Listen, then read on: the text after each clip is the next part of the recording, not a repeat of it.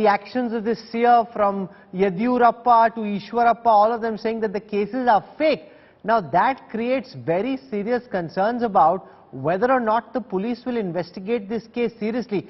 They are making it seem as if they will, but given the manner in which things have played out so far, Vivek Reddy, I am not certain, and I don't think viewers who are watching at this time are either, that the police will do its job. You seem to be reacting more to pressure than to your own conviction. Yes. Rahul, can you hear me? I hear you well. Rahul, can you hear me, please? I hear you well, Vivek. Go on. Hello? I hear you well, Vivek. Go on. Hello? Rahul, can you hear me? I hear you well. Just go on. You don't need to keep saying hello. I hear you well. Go on. The issue, whether Mr. Yediyurappa says anything or whether any political bigwig says anything, it does not matter in this case. The reason is that the prosecution has closed in on the accused and it has arrested him. There were big questions raised as to whether the government will take that challenge, and it will arrest him. It has arrested him now, and interrogation is going on. The preliminary interrogation is also completed. 164 statements are taken. I think in the meantime, there is a medical issue. The medical issue is also addressed. But let us be very clear that the prosecution has closed in on the accused irrespective of his medical status. It is a 4-day police custody. It will not be a police custody forever, and he will have to be brought into judicial custody in the meantime. No, but you seem to be reacting more to the pressure, Vivek Reddy. This is not the police acting on its own. This is the police responding to the pressure from activists, from the media and from the public at large. Well, if there is a medical emergency, they would have to look into the issue. I think this is just a small, just a serious medical issue, number one. Second is that in such circumstances, it would be difficult for the police to proceed with the normal proceedings of the crime, normal stages of the crime. They will have to look into this medical issue, ensure that there is no such problem, and then proceed with the interrogation. I think they have completed the interrogation partially. And let me be very clear that in days to come, irrespective of the Seer's admission to the hospital, irrespective of his medical condition, he will be interrogated and brought to book. This is a serious case against minors, and you will see that he will have to go to jail and he will have to face the law as any ordinary citizen. Priya Shetty, do you buy that? The fact that yes, they have arrested, it took a lot of public pressure, but they have arrested this year. He is being interrogated, even though at this moment he is in hospital, but otherwise he is being interrogated, and therefore the BJP spokesperson saying, judge us by our actions, not by the words of our netas. Well, I think everybody is entitled to their point of view.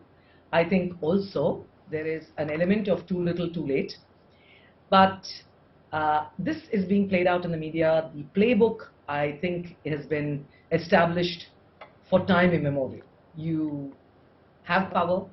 If indeed this is true, let me just preface what I'm saying with, in case the allegations are true, to which all this seems to be pointing, with great power comes great responsibility. It brings influence. The same focus and the power that you have also brings you under the scanner when something like this goes wrong. So if a normal human being were to, be accused and get bail, a person of his stature would probably get a lot more flack, whether he has or has not. But the playbook across everything is standard. You escape, then you try and get bail, then you get sick, and then you get VIP treatment, and then you're tucked away under some little, quiet little place. So there's an element, I think, for all of us feeling a little... You make an important point, and let the BJP leader Vivek Reddy respond to it, that this is almost predictable. Whenever there is a VIP, whether it's a neta or a seer, that there will be chest pain. It's like a very ghisa-pita, cliched Bollywood film. It will play out to that same script. Well, Rahul, Priya Shetty is saying, the police are the best judge for this, and the doctors are the best judge for this. No medical report can be concocted. These reports are there, and it is available before the magistrate. It will be reviewed before the magistrate. And if it is indeed as is stated by the police, I think the health of the accused is also important. Today, we are not damning the accused or we are not convicting him. This is not that stage. A stage has to reach where post-trial, post-assessment of evidence, he will have to be convicted. But today is a stage where, in case there is such medical emergency, the police will have to attend to it. Yes. I mean, the case of Priya Chetty it is concocted. Not every case is concocted. We can't come to that conclusion. I And agree. we can't say that If I can jump this is inevitable in every situation. Priya wants to respond. Go on, We are Priya. in a situation where Wait, they will I have don't to think attend to it's the an medical issue emergency, and post of that me. they will Priya. proceed. The wheels of law will move and ensure that he is brought to book. So, Vivek, I would like to say I agree with you that when there's an issue of medical emergency or medical issue, there is nobody who will take a chance and say, you know, we're just going to leave you lying around. So people will take all possible precautions. And I think that's completely acceptable that they would. Why would they take a chance? My statement is more from the predictability of the playbook. Correct. Which has happened across industrialists, Seers, this happens. So it makes people like us feel a little jaded, saying, you know, come on, you know, we're not born yesterday. But let's not get into frivolity. My question actually will come right back to Rahul.